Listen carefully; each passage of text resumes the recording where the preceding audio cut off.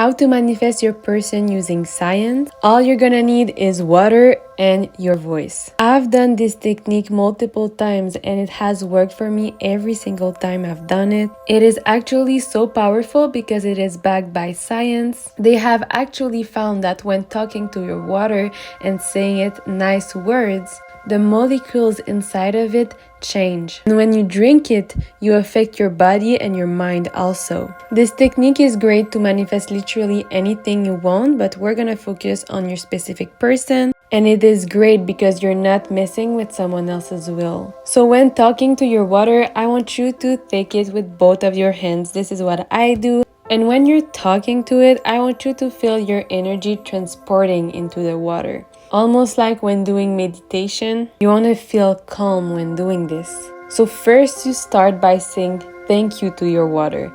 Thank you for existing. You are so beautiful. Then you're gonna say stuff like, I have the most beautiful skin. I attract everybody I want. I get anything I want in life. And then you're gonna end by saying, thank you for existing. You're the most beautiful thing I've ever seen. You wanna be very extra when saying your affirmations.